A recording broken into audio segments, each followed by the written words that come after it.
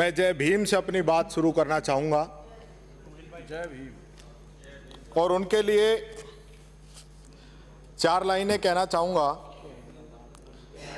कि संघर्षों के तूफानों से टकराकर वो दिया आफताब बन गया। सोया था समाज कांटों पर तो उनके लिए वो गुलाब बन गया। पीड़ितों शोषितों के लिए हर जुल्म और सितम के खिलाफ इंकलाब बन गया। सहमी डरी आंखों के लिए वो सुनहरे भविष्य का ख्वाब बन गया। वंचितों के लिए लड़ता रहा, वंचितों के लिए लड़ता रहा, न सोया उम्र भर। इस तरह वो छोटा सा भीम युग पर नेता बाबा साहब बन गया, बाबा साहब बन गया।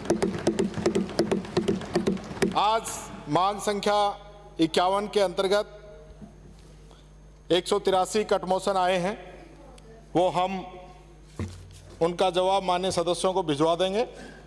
22 माननीय सदस्यों ने अपनी बात यहाँ पे रखी है। मैं उन सबको भी अपनी ओर से धन्यवाद देना चाहूँगा। बहुत अच्छे सुझाव आपकी तरफ से आए, लेकिन आज मुझे इस चीज़ का बड़ा दुख है कि बाबा साहब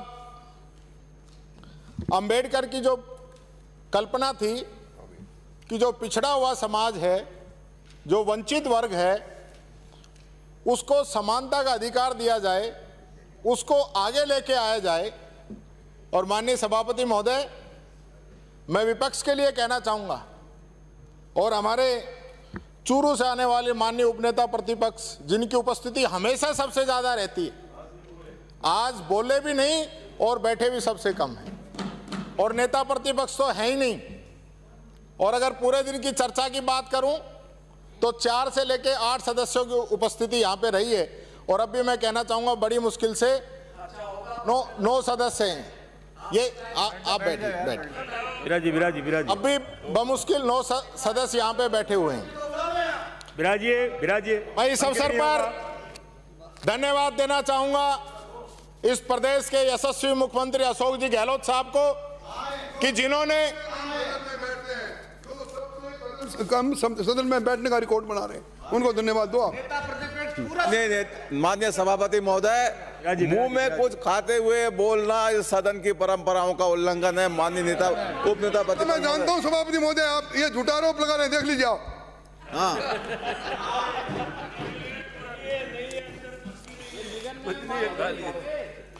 मैं त्रिलोकी के दर्शन नहीं करने हैं।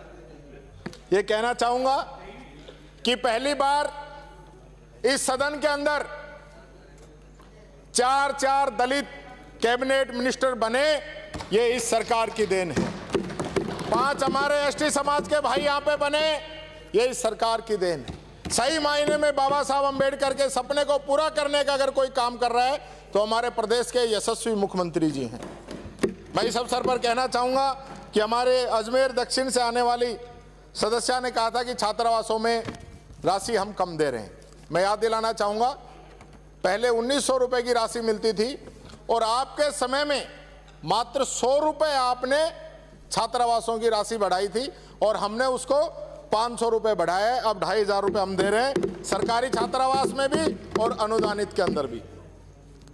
हमारे जैसलमेर से आने वाले सदस्य ने कहा कि एससी की बच्चियों को स्कूटी के लिए खाए। मैं उनको कहना चाहूँगा 19-20, 20-21 और 21-22 तीनों सत्र के अंदर हम 1-1 हज़ार स्कूटी उन बच्चियों को दे रहे हैं। आप निश्चिंत रहें, ऐसी समाज के बच्चियों को भी स्कूटी मिलेंगी।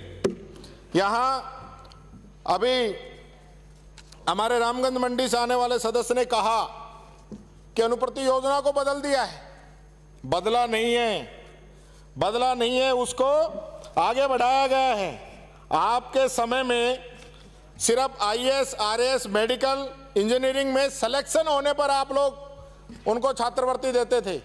हम उनको तैयारी करने पे छात्रवृत्ति देते हैं, सिलेक्शन होना जरूरी नहीं है। और इस कोचिंग के अंदर IAS, RAS, NEET, IIT, JEE, CA, CS आदि के लिए भी हमने अब लागू कर दिया गया है। ये माननीय सदस्य आप अपना जो जानकारी है उसको थोड़ा ठीक कर लें।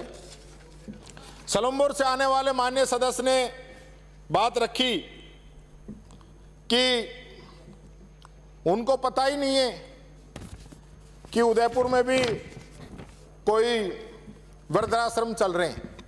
तो सबसे पहले तो मैं एक बात कहना चाहूँगा, ये हमारे लिए बड़ी शर्म की बात है कि हम जहाँ से चुन के आते हैं हमें ही नहीं पता हमारे यहाँ पे छात्रावास चल रहे हैं या वृद्धाश्रम चल रहे हैं कि नहीं चल रहे हैं।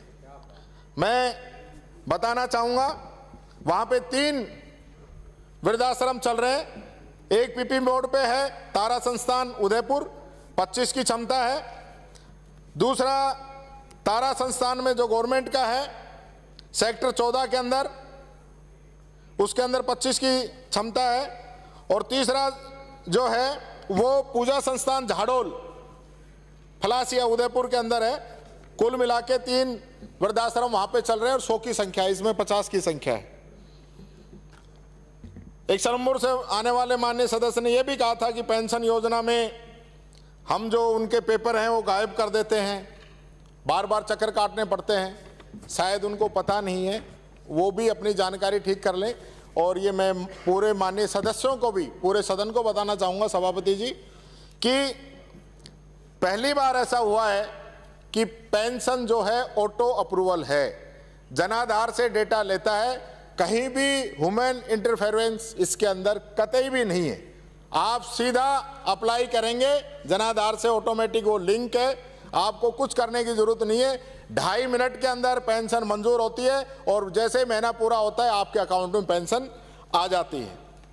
माननीय 2 अक्टूबर को हमने इसको शुरू किया था और अब तक हम 6 लाख लोगों को नया इसके अंदर जोड़ चुके हैं।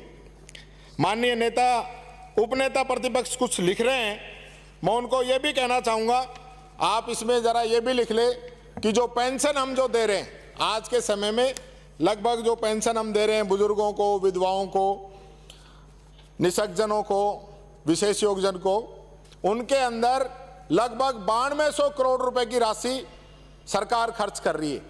और जिसके अंदर बड़ी शर्म की बात है, मात्र 396 करोड़ रुपए भारत सरकार देगी, अभी दिए नहीं है। ये भी आप जरा नोट कर लेना कि मात्र 5%, 4% के आसपास भारत सरकार का पेंशन के अंदर योगदान है। मैं ये भी कहना चाहूँगा कि स्कॉलरशिप के अंदर जो आप लोगों ने बताई कुछ परेशानियां आ रही है, उसके लिए हमने पोर्टल बना दिया है और बहुत ही जल्दी उन परेशानियों का समाधान होगा। आपको इसके अंदर कोई दिक्कत नहीं आएगी। पहली बार प्रदेश के यशस्वी मुख्यमंत्री जी ने SC ST के लिए 100 करोड़ रुपए का बजट दिया पिछले बजट के अंदर, और अब की बार उसको बढ़ा के 500 करोड़ रुपए दोनों जो वर्ग हैं उनके उत्थान के लिए ये दिया है। और साथ के साथ मैं कहना चाहूंगा, इतिहास में पहली बार ऐसा हो रहा है राजस्थान के अंदर कि Rajasthan SC ST development fund bill इसी सत्र के दौरान आ रहा है, जिसके अंदर जो बजट है उसके अंदर SC और ST की जितनी जनसंख्या है उस रेशो के अनुरूप वो बजट उसी क्षेत्र के अंदर उनके लिए खर्च किया जाएगा। पहली बार ऐसा हो रहा है। मैं इस अवसर पर यह भी कहना चाहूंगा, काफी माननीय सदस्यों ने रोस्टर प्रणाली के लिए भी कहा है, तो निश्चित तौर पर इसको DOP के द्वारा देखा जाता है। हम उससे बात करके और जल्दी इसको लागू करवाने का पूरा प्रयास करेंगे। एक ये चर्चा भी आई कि दलित दूल्हों को घोड़ी से उतार दिया जाता है। मैं कहना चाहूँगा, हमारे मारवाड़ जंक्शन से आने वाले माननीय सदस्य ने कहा कि वो अपने घर से जो दलित हैं उनको घोड़ी पे बैठा के आज से 50 साल पहले से ये परंपरा जारी रखे हुए हैं। वहाँ घोड़ी से उतारा नहीं जाता, घोड़ी पे बैठाया जाता है। इस सरकार के अंदर ऐसा भी हुआ कि बूंदी के अंदर खुद कलेक्टर और SP जाके दलित दूल्हे को घोड़ी पे बैठा के उसका बिंदौरा निकलवा के आए। लेकिन ये बड़ा चिंतित करने वाला विषय है, निंदनीय विषय है। हम सब लोगों को सोचना पड़ेगा कि हम सब लोग आज आज़ादी के 75वें वर्ष का अमृत महोत्सव तो मना रहे हैं, लेकिन फिर भी कहीं ना कहीं इस प्रकार की अगर कोई बात आती है तो हमको शर्मसार कर देने वाली बात है। और उस सब के जिम्मेदार कहीं ना कहीं हम सब लोग हैं। हम लोग कानून बनाने वाले लोग हैं। जनता हमको चुन के प्रदेश के सबसे उच्च सदन के अंदर भेजती है, तो तो हमारी ये प्राथमिकता बनती है। अपने अपने क्षेत्र के अंदर, अपने अपने इलाके के अंदर हम इस चीज़ का ज़रूर ध्यान रखें और आपस में समाजों के अंदर जो भेदभाव है जो उसको दूर करने का काम करें। काफ़ी सदस्यों ने कहा कि जो एससी के जो गांव हैं उनमें विकास की अति आवश्यकता है, उन मोहल्लों के अंदर विकास की आवश्यकता है। मैं ये कहना चाहूँगा, हमने 1246 ग्रामों का चयन किया है जिसके अंदर 50% एससी की आबादी है और 500 से ज़्यादा वहाँ जनसंख्या है। तो वहाँ पे 20-20 लाख रुपए हम उन गाँवों के विकास के लिए देंगे। साथ के साथ मैं ये भी कहना चाहूँगा कि एक तरफ आप सब लोग यहाँ बहुत बड़ी बड़ी बातें कर रहे थे दलित वर्ग के पक्ष में, लेकिन मैं ये पूछना चाहूँगा कि 2 अप्रैल के जो मुकदमे दर्ज हुए वो किन लोगों ने दर्ज कराए और क्यों दर्ज कराए, और ऐसी क्या मजबूरी थी कि आप दलितों के विरोध में कानून लेके आए और फिर ऐसा क्या हो गया कि एक दिन में वो कानून भी वापस हो गया, फिर अगले दिन कहां चले गए? आ जाएगा, धीरे धीरे समझ में आ जाएगा।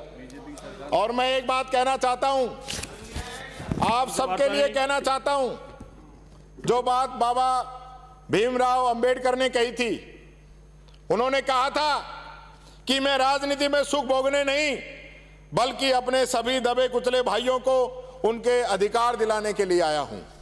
ये बात हम इन सभी 200 सदस्यों को सोचनी पड़ेगी, समझनी पड़ेगी, तभी हम जाके बाबा साहब अंबेडकर का सपना पूरा करने का काम करेंगे। अगर आप चाहते हैं गरीब हर वंचित इंसान की आवाज आप तक पहुंचे तो हमारे चैनल को सब्सक्राइब करें और बेल आइकन का बटन दबाना ना भूलें। देखते रहिए बहुजन हलचल न्यूज।